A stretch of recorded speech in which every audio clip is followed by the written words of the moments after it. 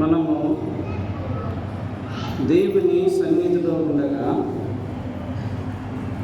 కొద్ది నిమిషాలు దేవుని వాక్యమును మనం జ్ఞాపకం చేసుకుందాం. పాత నిబంధనలో కీర్తనల గ్రంథము 34వ కీర్తన.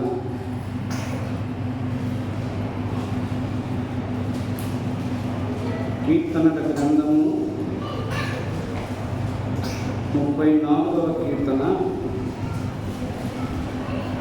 3వ వచనము నేను చదువుతాను.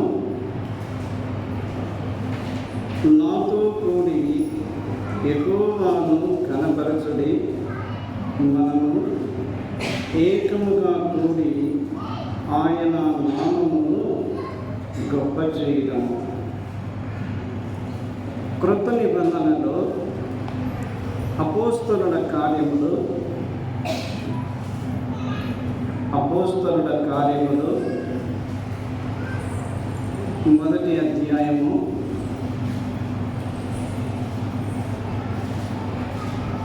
14వ వచనము.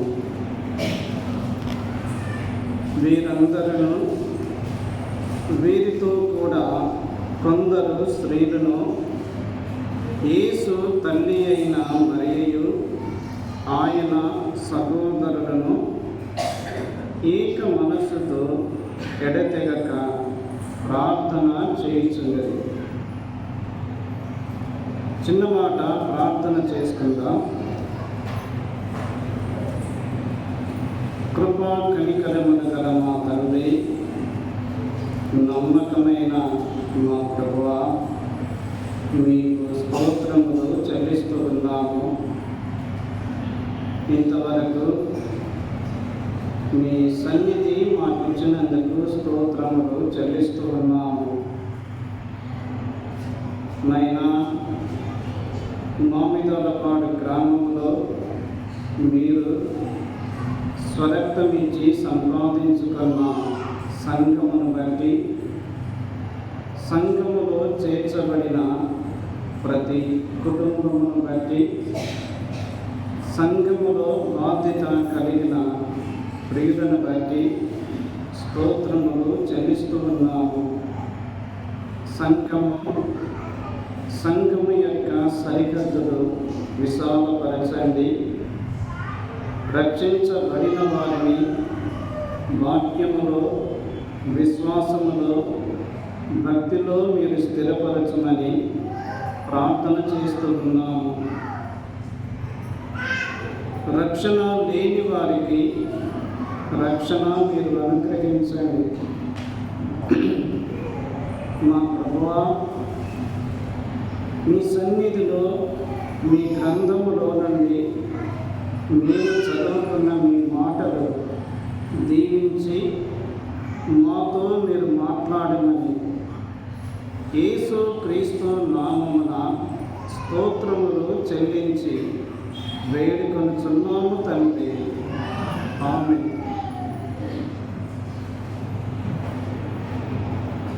ప్రభువునందు ప్రియులారా, మనము పాత నిబంధనలో ఒక వచనము, క్రొత్త నిబంధనలో ఒక వచనం మనం చదువుకున్నాము. 34వ కీర్తన 3వ వచనములో నాతో కూడి యెహోవాను ఘనపరచుడి, మనమందరమును ఏకముగా కూడి ఆయన నామమును గొప్ప చేయుదా. మనమందరము ఏకముగా కూడి. ఈ మాట మన మనస్సులో ఉంచుకోవాలి. క్రొత్త నిబంధనలో అపోస్తలుల కార్యములు 1వ అధ్యాయము 14వ వచనములో ఆ మేడ గదిలో శిష్యులు ఉన్నారు, కొందరు స్త్రీలు ఉన్నారు. యేసు తల్లి అయిన మరియు ఆయన సహోదరుడు ఆ మేడ గదిలో ఉండగా వారు ఏం చేస్తున్నారు? ఎడతెగక ప్రార్థన చేయుచున్నారు.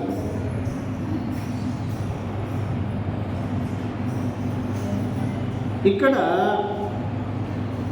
ప్రభు నామమును ఘనపరచుటలో ఏక మనస్సు,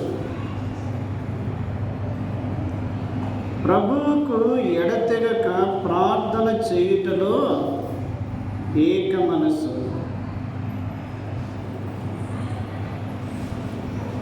ఏక మనస్సు అనేది చాలా ప్రాముఖ్యమైనది.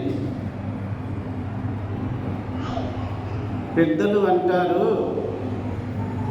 ఐకమత్యమే మహాబలము కదా. కొందరు పరిశుద్ధులు ఒక స్థలములో కూడుకొని ప్రభు నామమును ఘనపరిస్తే అక్కడ దేవుని కార్యాలు జరుగుతాయి. కొందరు ఏర్పరచబడిన స్త్రీలు, సహోదరులు, పరిశుద్ధురాళ్ళు వారు ఒక చోట కూడుకొని వారు ప్రభువుకు ప్రార్థన చేస్తే ఆ ప్రార్థన ఫలితమును బట్టి ప్రభు ఆశ్చర్యమైన కార్యాలు జరిగిస్తాడు. కాబట్టి ఏక మనస్సు అనేది చాలా చాలా ప్రాముఖ్యమైనది.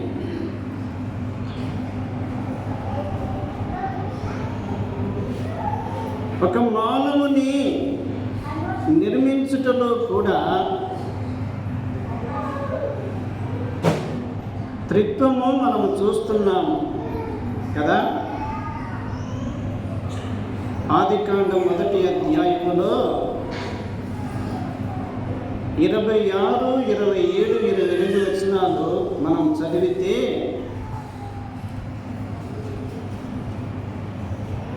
దేవుడు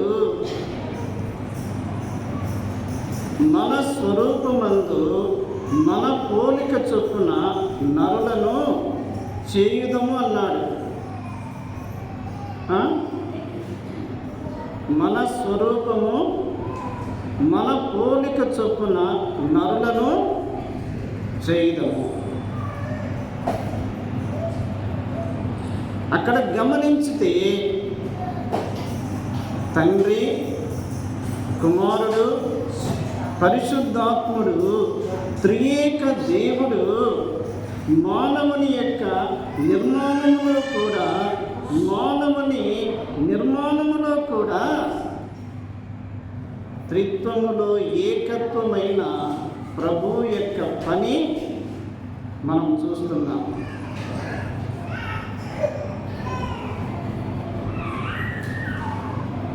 మానవుని యొక్క ఈ దేహములో కూడా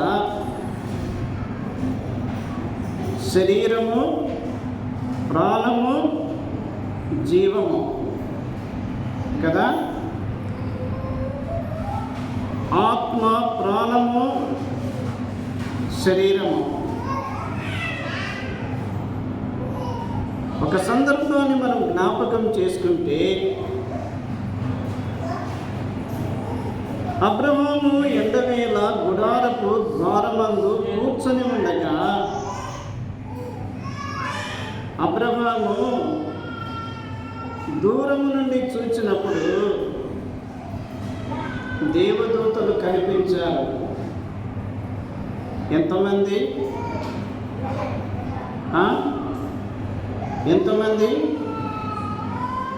ఆదికాండము 18వ అధ్యాయం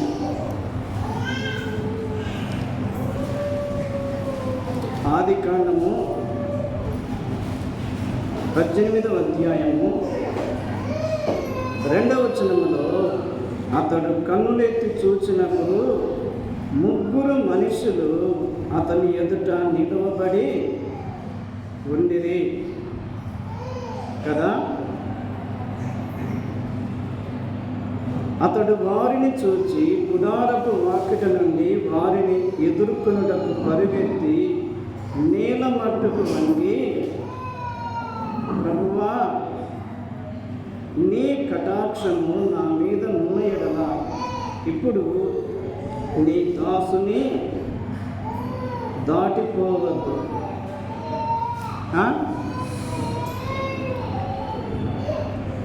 కనపడినది ఎంతమంది మనుషులు?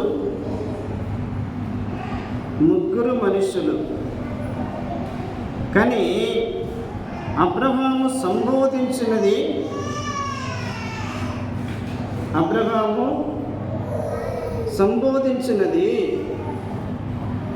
ప్రభువా, నీ దాసుని దాటిపోవద్దు అనగా అబ్రహాముకు చేయబో కార్యములో కూడా తండ్రి, కుమారుడు, పరిశుద్ధాత్మ త్రియేక దేవుని కార్యము, ఆ పని మనం చూస్తున్నాము. ఎందుకు ఈ మాటలు జ్ఞాపకం చేసుకుంటున్నామంటే, మనము ప్రభువును ఘనపరచుటలో, మనము ప్రభువును కీర్తించుటలో, మనము ప్రభువు యొక్క నామమును గొప్ప చేయుటలో, మన యొక్క వ్యక్తిగత జీవితములో కానీ, కుటుంబములో కానీ, సంఘములో కానీ ఏక మనస్సు కలిగి ప్రభువు యొక్క నామమును ఘనపరచాలి.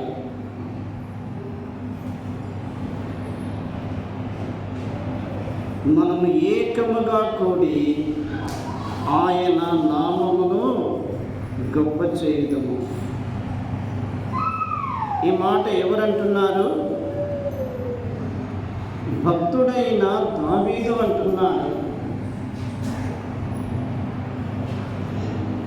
ఎటువంటి పరిస్థితులలో, రాజుగా ఉన్న పరిస్థితుల్లో దావీదు యొక్క దృష్టి, దావీదు యొక్క మనస్సు, దావీదు యొక్క హృదయము దేవుని నామమును ఘనపరచుట కొరకై ఆరాటపడుతున్నాడు. ఎందుకంటే నేను ఒక సామాన్యమైన వ్యక్తిని.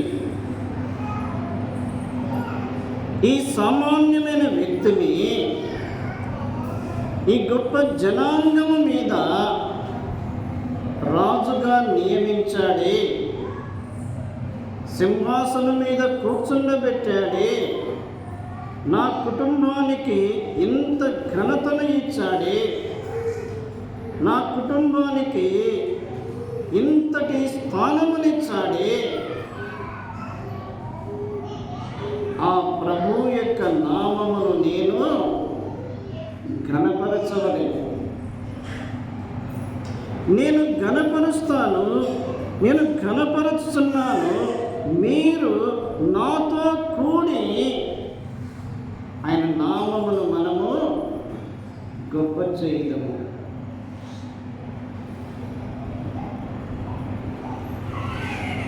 నిజంగా నీవు దేవుని యొక్క నామము విలువను నీవు గుర్తించితే, దేవుని నామము యొక్క ఆ విలువను నీవు గ్రహించితే, దేవుని నామమును ఘనపరచకుండా నీవు ఉండలేవు.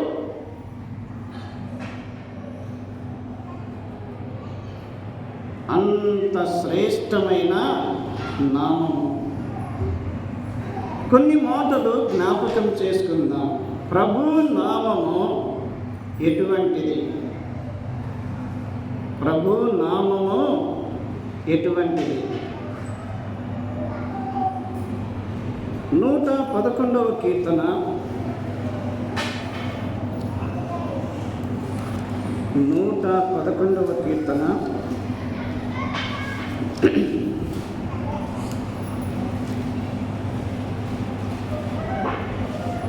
111వ కీర్తన 9వ వచనం చూడండి.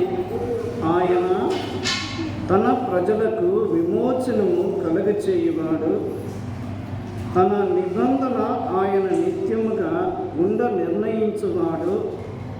ఆయన నామము పరిశుద్ధమైనది. అమ్మా గమనించాలి,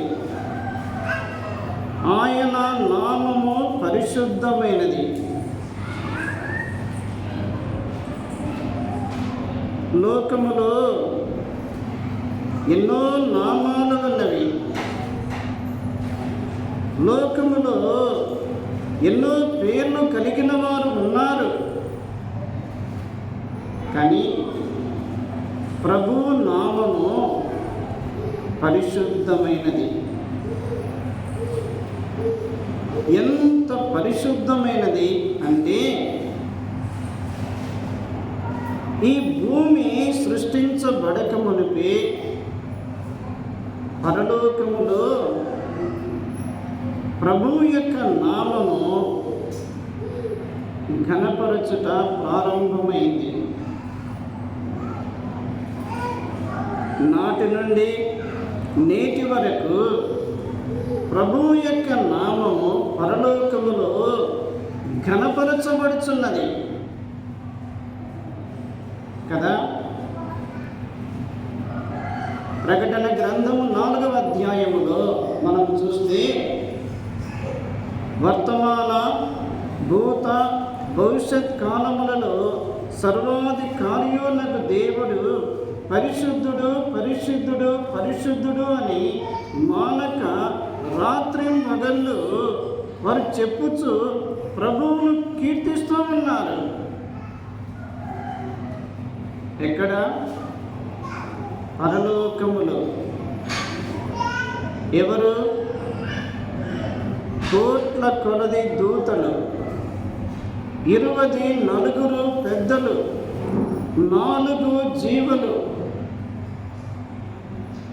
ఆ స్ఫటికమును పోలిన ఆ గాజు వంటి సముద్రము నేను. అక్కడ సింహాసనము, ఆ సింహాసనం మీద కూర్చుండి ఉన్న ప్రభు, ఆయన చుట్టూ 24 పెద్దలు, 4 జీవులు, కోట్ల కొలది దూతలు.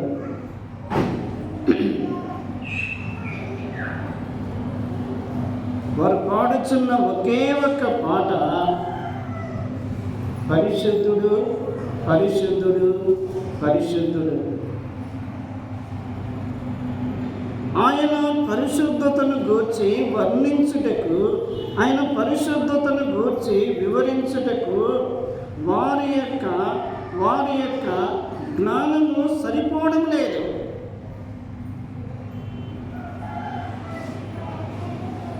అంత గొప్ప దేవుడు మన ప్రభు కదా. పరిశుద్ధ పరిశుద్ధ పరిశుద్ధ ప్రభువా, వరదూతలైనా నిన్ను వర్ణింపగలరా? వరదూతలైనను నిన్ను వర్ణింపగలరా? అంతటి పరిశుద్ధుడైన ప్రభువు లోకమును తొంగి చూచినప్పుడు ప్రతి మానవుడు కూడా చెడిపోయినవాడు, పడిపోయినవాడు, దేవునికి దూరస్తుడుగా ఉన్నవాడు. అయితే లోకములో తాను నిర్మించిన తన యొక్క ప్రజల చేత ఆయన కీర్తించబడాలి, గణపరచబడాలి, మహిమపరచబడాలి అని మన ప్రభువు యొక్క కోరిక అయి ఉన్నది. అందుకే మనలను పరిశుద్ధులుగా చేయుట కొరకు, మనలను నీతిమంతులుగా చేయుట కొరకై యేసు క్రీస్తు ప్రభు మానవుడిగా లోకానికి వచ్చి, అమ్మా నీ కొరకై యేసు ప్రభు సిలువలో ప్రాణం పెట్టాడు, రక్తమును చిందించాడు. ఆ రక్తమే నిన్ను పిలుస్తూ ఉన్నది. ఆ రక్తమే నిన్ను పిలుస్తూ ఉన్నది. నా కుమారుడా, నా కుమార్తె, నా రక్తము యొద్దకు రమ్ము. నా రక్తములో నీ పాపమును కడిగి నిన్ను పరిశుద్ధునిగా చేస్తాను, నిన్ను నీతిమంతునిగా తీరుస్తాను, నిన్ను నా కుమారునిగా చేసుకుంటాను, నిన్ను నా కుమార్తెగా చేసుకుంటాను. నీకు నేనుండే స్థలములు పరలోకమే నీకు స్వాస్థ్యముగా ఇస్తాను.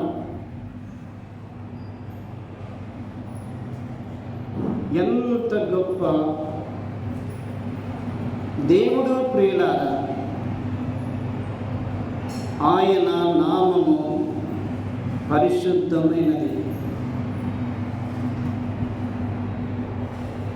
ఆయన నామము పరిశుద్ధమైనది. ఉదయకాలం ఆరాధనలో మనం జ్ఞాపకం చేసుకున్నాం. హెబ్రీ పత్రిక 7:26 ప్రకారము పవిత్రుడు, నిర్దోషి, నిష్కల్మషుడు, పాపులలో చేరక ప్రత్యేకముగా ఉన్నవాడు ఆకాశ మండలము కంటే మిక్కిలి హెచ్చైనవాడు.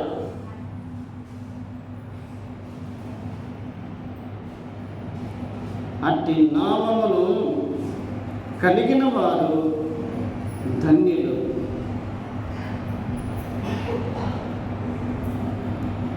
నీ నామము రుజువాయే నీ ప్రజలలో దేవా, నీ నామము రుజువాయే నీ ప్రజలలో దేవా, వర్ణింపా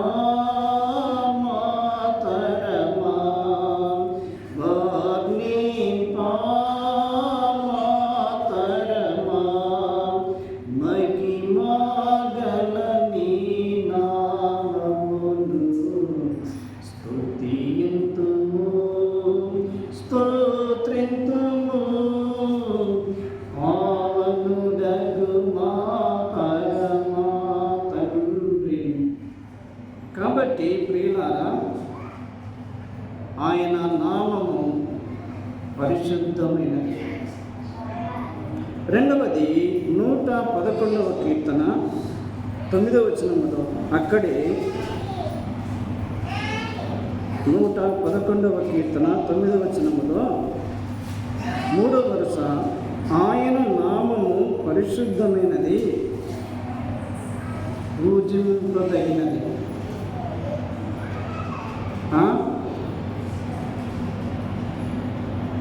ప్రభువు యొక్క నామము పూజించబడుటకు, ఆరాధించబడుటకు, స్తోత్రించుటకు కారణముగా ఉన్నది. ఎందుకో తెలుసా? మన ప్రభువులో ఎన్నో శ్రేష్టమైన గుణాలు ఉన్నాయి. ఎన్నో శ్రేష్టమైన గుణాలు ఉన్నాయి. పరిశుద్ధుడు, నీతిమంతుడు, సత్యవంతుడు, యథార్థవంతుడు, అతి శ్రేష్ఠుడు, అతి కాంక్షణీయుడు, దయా దాక్షిణ్య పూర్ణుడు, దీర్ఘశాంతుడు, వాత్సల్యత కలిగిన వాడు, కృపా కనికరములు గల దేవుడు, ఇలాగున ఎన్నో శ్రేష్టమైన గుణాలు మన ప్రభువులో ఉన్నవి. అయితే ఆయన తన రక్తములో నిన్ను నన్ను కడిగి పరిశుద్ధునిగా నీతిమంతునిగా ఎందుకు చేశాడు అంటే, ఒకటి ప్రభువు కొరకు యోగ్యముగా జీవించుటకే. రెండవది, ఈ లోకము విడిచేంత వరకు, ప్రభు రాకడ వచ్చు పర్యంతము వరకు ఆయనను ఆరాధించుట, ఆయనను ఘనపరచుట, ఆయనను ఆరాధించుట, ఆయనను పూజించుట.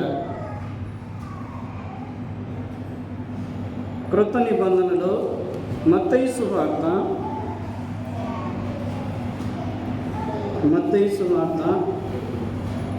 8వ అధ్యాయము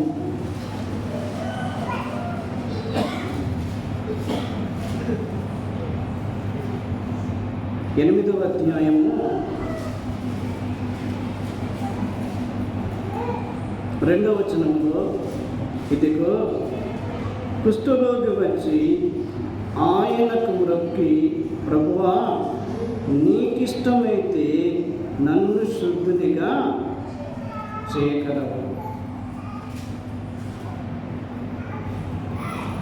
ఈ కుష్ఠరోగి బాగుపడక మునిపే కుష్ఠరోగి చేసిన ఒక ప్రాముఖ్యమైన పని ఏమిటి అంటే, తన్ను తాను తగ్గించుకున్నాడు. ప్రభు పాదముల మీద పడి ప్రభువుకు మొక్కి, ప్రభువా నీకిష్టమైతే నన్ను నీవు శుద్ధునిగా చేయగలవు. ప్రియులారా,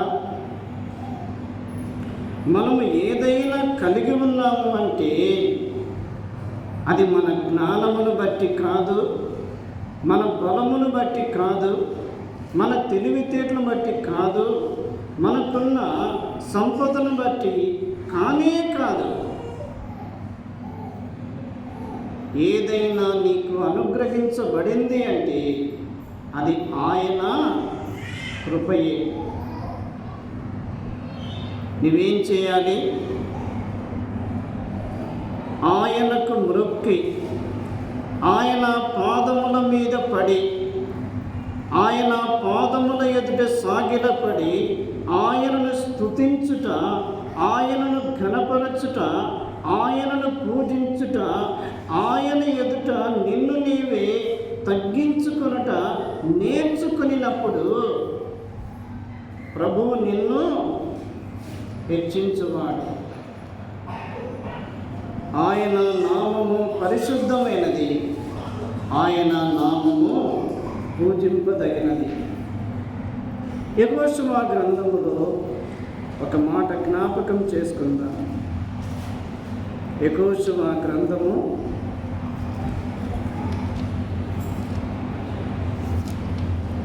7వ అధ్యాయం. యెహోషువ గ్రంథము 7వ అధ్యాయము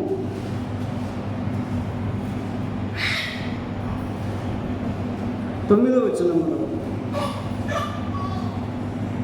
కనానీయులను ఈ దేశ నివాసులందరూ విని మమ్మును చుట్టుకొని మా పేరు భూమి మీద ఉండకుండా తుడిచివేసిన ఎడల ఘనమైన నీ నామమును గూర్చి నీవేమి చేయదు అని ప్రార్థింపగా. ఇక్కడ యెహోషువ ఎంతో దుఃఖముతో ప్రార్థన చేస్తున్నాడు. ఏమని? ప్రభువా, నీవు చెప్పిన ప్రకారముగా మేము ఎరికో చుట్టూ తిరిగాము. ఎరికో కోట గోడలు కూలిపోయిను. నీ గొప్ప కార్యమును మేము కనులారా చూచాము. కానీ చిన్న పట్టణం మీదికి మేము వెళ్ళినప్పుడు మాకు అపజయము, అవమానము మిగిలింది.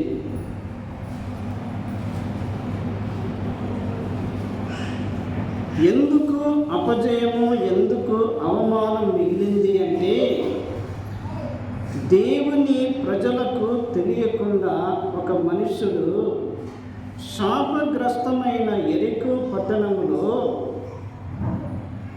ముట్టకూడనివి, తీసుకోకూడనివి తీసుకొని ఒక వ్యక్తి తన గుడారములో దాచిపెట్టినందున నష్టం ఎవరికి వచ్చింది? దేవుని ప్రజలకు నష్టము వచ్చింది. అపజయము ఏర్పడింది, అవమానము మిగిలింది. యెహోషువ ఈ పరిస్థితిని చూచి దుఃఖముతో ప్రార్థన చేస్తున్నాడు. ప్రభువా, ఘనమైన నీ నామమును గూర్చి నువ్వేమి చేస్తావు? ప్రభు వెంటనే ఏమన్నాడు? చూడండి, యెహోషువ గ్రంథము 7వ అధ్యాయము 10వ వచనములో యెహోవా యెహోషువతో ఇట్లనెను, లెమ్ము, నీవేళ ఇక్కడ ముఖము నేల మోపుకొందువు, ఇశ్రాయేలీయులు పాపము చేసి ఉన్నారు.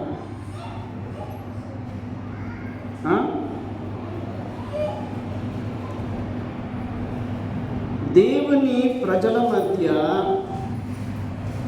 దేవుని మందసము ఉన్నప్పుడు దేవుని ప్రజల మధ్య పరిశుద్ధత కూడా సమృద్ధిగా ఉండాలి. ఎందుకంటే ప్రభు కోరుకునేది, ప్రభు ఇష్టపడేది, ప్రభు ఆనందించేది, ప్రభు ఘనపరచబడేది దేనిని బట్టి అనగా పరిశుద్ధతను బట్టి. ఒక చోట ఒక మాట రాయబడి ఉంది. అమ్మా వినండి, 93వ కీర్తన 5వ వచనములో యెహోవా, ఎన్నటెన్నటికి నీ శాసనములను నీవు తప్పిపోవు, పరిశుద్ధత నీ మందిరమునకు అనుకూలమైనది. కాబట్టి ప్రభు నామము ఎటువంటిది అనగా, ఒకటి పరిశుద్ధమైనది, రెండవది పూజింపదగినది, మూడవది ఘనమైనది. మనము కూడా ప్రభు యొక్క నామములో శ్రేష్టమైన ఆశీర్వాదములు మనము పొందుకుంటున్నాము. చూడండి, ఒక 3 నేను జ్ఞాపకం చేసి నేను ముగిస్తాను. అపోస్తలుల కార్యములు 4వ అధ్యాయము. అపోస్తలుల కార్యములు 4వ అధ్యాయము.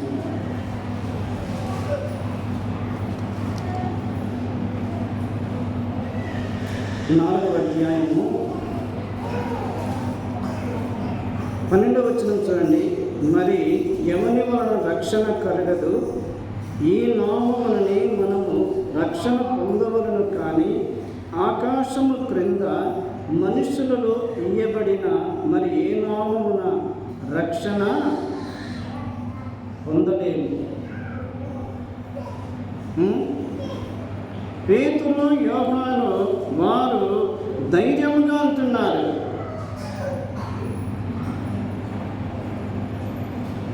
ఈ వ్యక్తి స్వస్థత పొందాడే, ఏ నామమును బట్టి?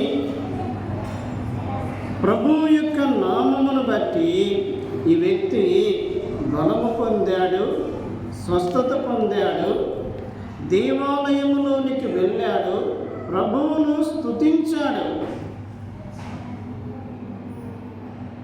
కాబట్టి ఆకాశము క్రింద మనుషులలో ఇయ్యబడిన ఏ నామమున రక్షణ లేదు.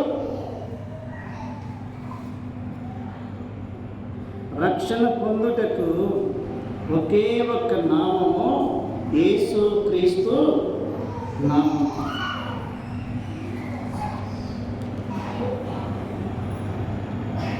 అన్ని నామములకు పైన గలదు ఉన్నతమగు యేసుని నామం. అన్ని నామములకు పైన గలదు ఉన్నతమగు యేసుని నామం. యేసు నామములో శక్తి కలదు.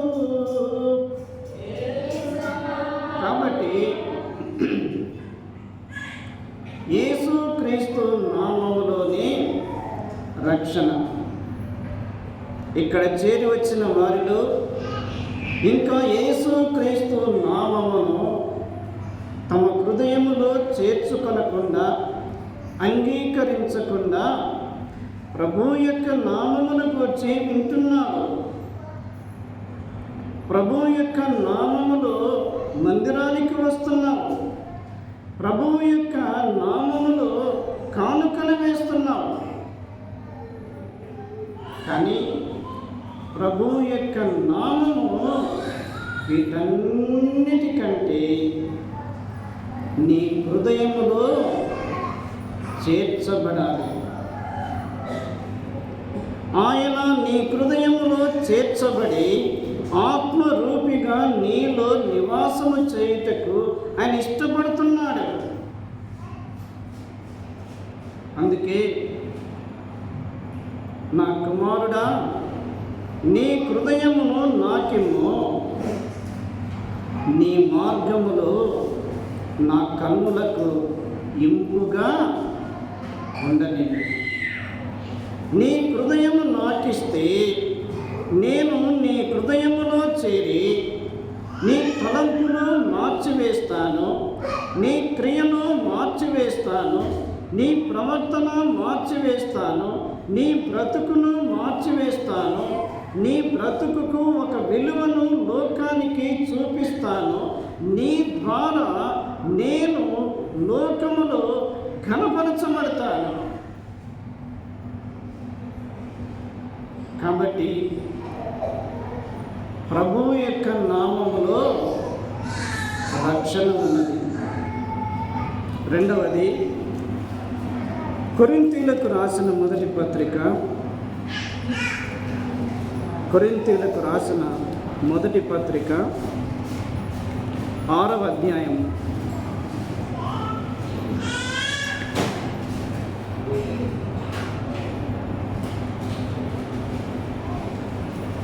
6వ అధ్యాయము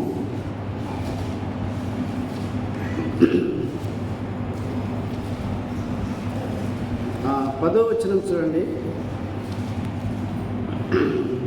లేక 11వ వచనము.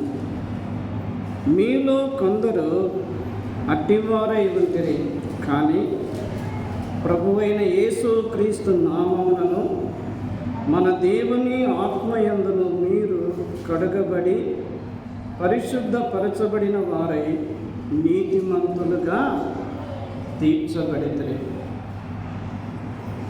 రెండవది,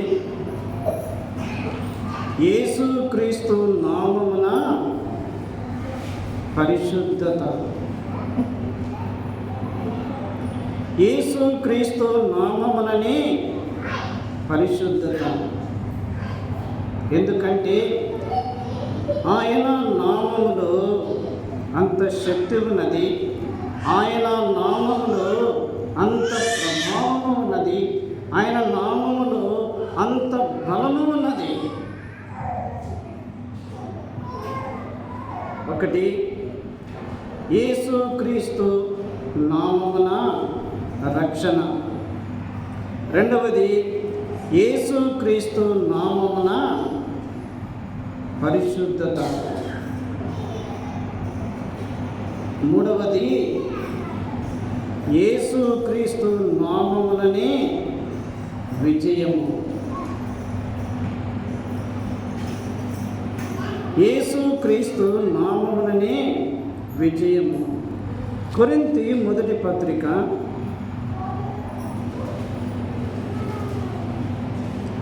15వ అధ్యాయము 57వ వచనములో, అయినను మన ప్రభు అయిన యేసుక్రీస్తు మూలముగా మనకు జయము అనుగ్రహించుచున్న దేవునికి స్తోత్రము కలుగునుగాక. ఆయన నామమును మనము చేర్చుకున్నాము. ఆయన నామము మన హృదయములో నివసించుచున్నది. ఆయన నామములో మనకు పరిశుద్ధత దొరికింది. ఆయనే మనలో ఉండి, మన వెంట ఉండి, మనలను నడిపిస్తూ ఉండగా మనకు ఏదైనా గాయము తగిలితే ఎవరికి తగులుతుంది? ఎవరికి తగులుతుంది? మనకు గాయమైతే మన ప్రభువు కూడా గాయపడుతున్నాడు. ఒక మాట మీకు జ్ఞాపకం చేస్తాను. పాత నిబంధనలో యెషయా గ్రంథము 63వ అధ్యాయము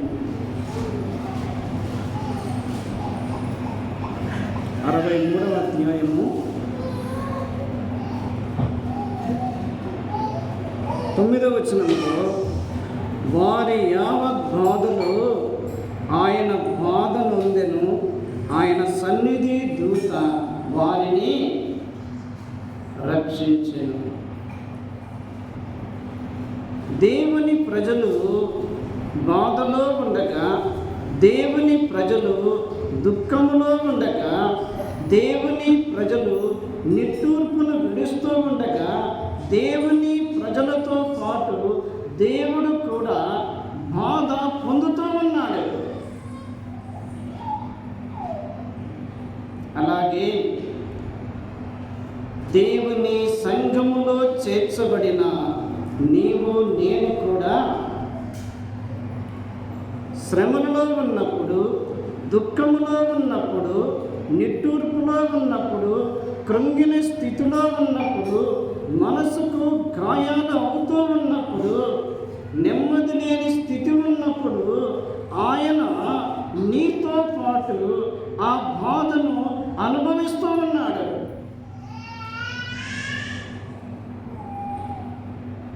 అయితే ప్రియులారా, ఆయన మనతో ఉండి మనలను బలపరిచి ఆయన మనకు విజయమును ఏర్పాటు చేస్తున్నాడు. మన ప్రభు అయిన యేసుక్రీస్తు మూలముగా జయమును అనుగ్రహించి నమ్మకమైన ప్రభు, గొప్ప ప్రభు నీలో నాలో నివసించుచున్నాడు. బైబిల్లో ఒక మాట ఉంది, లోకములో ఉన్నవాడి కంటే మీలో ఉన్నవాడు గొప్పవాడు. అవును ప్రభువా, నీ కొరకై నేను నిందలు, అవమానములు, హేళనలు, శ్రమలు సమస్యలు, కష్టాలు, బాధలు వీటన్నిటినీ భరిస్తాను, నీ చిత్తమును బట్టి నన్ను నడిపించుము అని మనం ప్రార్థన చేసుకోవాలి. కాబట్టి ప్రభువు యొక్క నామము ఎటువంటిది? పరిశుద్ధమైనది, పూజింపదగినది, ఘనమైన నామము. ప్రభువు నామములో మనకు దొరికేవి ఒకటి రక్షణ, పరిశుద్ధత, విజయం. దేవుడు ఈ మాటలు దీవించునుగాక. ప్రార్థన చేసుకుందాం.